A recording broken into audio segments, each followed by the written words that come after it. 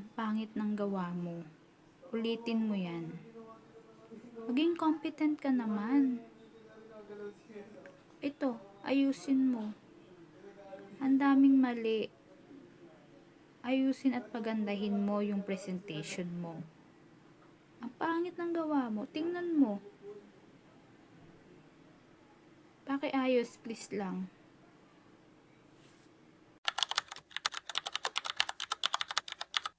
Okay. Hi babes, good morning. Kamusta ka ngayon? Good morning po, Doc. Sa ngayon po hindi po maganda. May nangyari po kasi sa work. Sa work. Sa work mo? Opo. Ano nangyari? May presentation po kasi akong ginawa. And then yung boss ko po, hindi po natuwa po dun sa presentation na ginawa ko. So dahil dun parang, ewan ko po daw, parang sumama po yung loob ko. Okay. Okay, salamat sa pag-share mo niya.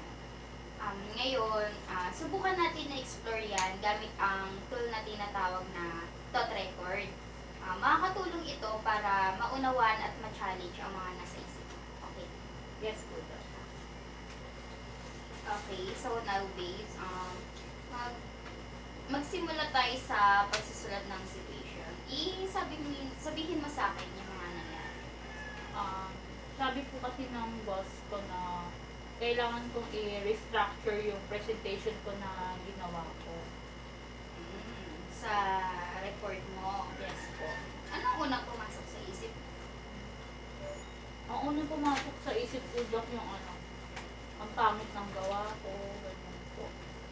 At siguro iniisip ng lahat na incompetent po ako dahil doon. Okay. Ano naman ang nararamdaman mo nung course na yun?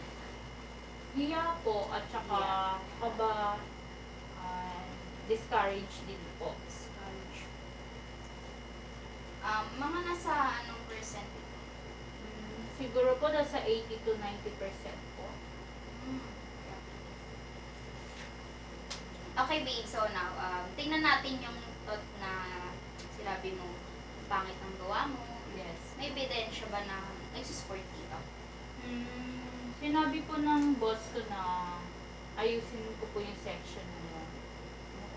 Tama. Pero may ebidensya din bang against dito? Sinabi rin naman niya, Doc, na detailed naman yung report ko. Tapos, nung nakaraan, pinuri niya naman po ako sa presentation ko na ginawa ko. So, magandang point naman siya. Posible kaya ang kanyang feedback ay para lang sa pagandahin ang report mo or hindi para sabihin na hindi maganda ang trabaho mo? Oo nga po, Doc. Ayun din naman po yung naiisip ko po.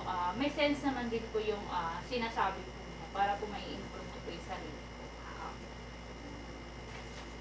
For now, babes, okay.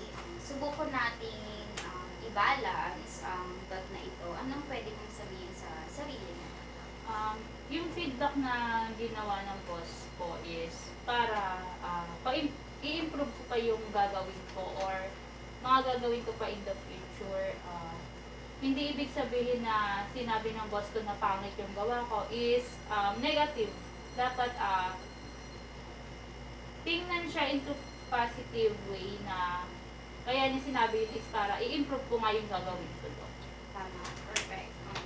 Anong pakiramdam mo ngayon matapos mong i-reframe ito? Mas less na po yung kaba. Siguro po 40% na lang po.